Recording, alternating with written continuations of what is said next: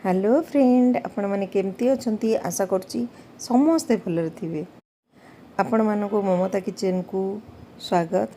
आज आम गोटे मस्त रेसिपी टे बनैबा झुडुंग आलू कषा, जोटा टिके यूनिक तरीका रे बनैबा। ताले आसंतु देरी न करिकी आम रेसिपी टी को देखि नबा। प्रथमे आम मसला सजाड़ी नबा। मु एठी 6-7 गला रसुण, 1 इंच अदा आ 2टा कंचा लंका को भल लगी छेचिदबा। आपण माने चाहिए ग्राइंडर जार रे मध्य बिना पानी देकी ग्राइंड करि परिबे। देखो आमर छेचा सरीगला। एथर आम झुडुंग आलू को काटी नबा। झुडुंग को टिके लंबा लंबा साइज रे काटिबा। आलू को टिके छोट छोट साइज करिकी काटी नबा। देखंतु एई टाइप रो। मु एठी गोटे बड़ टमाटर अधा नैची 4 फाळ करी काटी नबा। आ 2टा पियाज को पूरा चुन चुन करी एठी काटी नबा।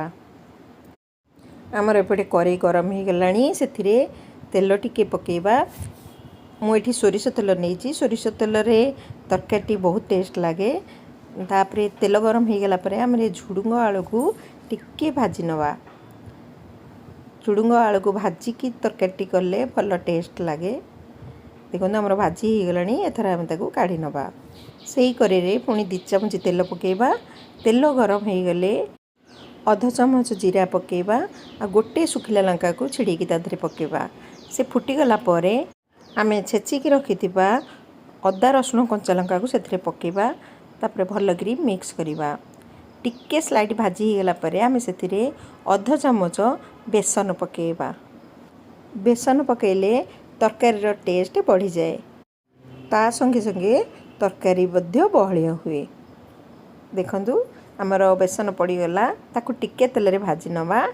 तापरे सेतिरे कटा हिथिबा टमाटो और पियाज को पकेकी टिके फ्राई करि नबा। तापरे स्वाद अनुसार एठी आमे लूण पकेबा। तापरे टिके पियाज ब्राउन कलर हवा जाए आमे फ्राई करि नबा। देखंतु आमर फ्राई हेई आसलानी। अध चामच हलदी गुंड, अध चामच लंका गुंड, अध चामच कस्तूरी मेथी, अध चामच जीरा गुंड, अध चामच धनिया गुंड आ अध चामच चिकन मसला और टिके पानी देकी आम मसला को टिके कषि नबा। मसला रु तेल बाहरिया जाए आम मसला को कषिबा।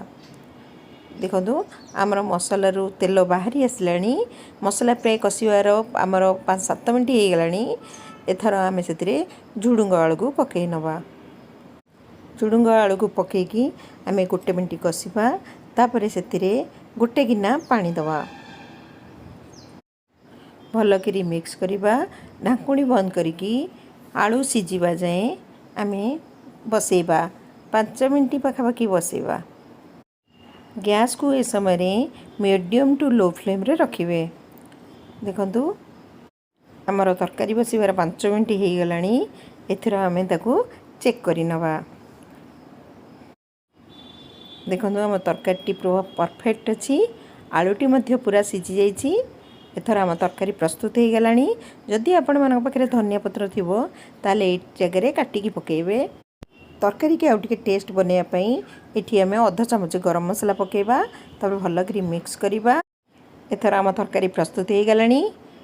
जदि मो रेसिपी आपण मानको पसंद लगे ताले प्लीज लाइक एंड सब्सक्राइब करने को जमा भी भूलिबे नहीं। एही रेसिपी को गरम गरम भात और रुटी संगे सर्व करिबा। एही रेसिपी को घरे निश्चय थरे ट्राई करंतु। देखिबे समस्त की पसंद आसीबो।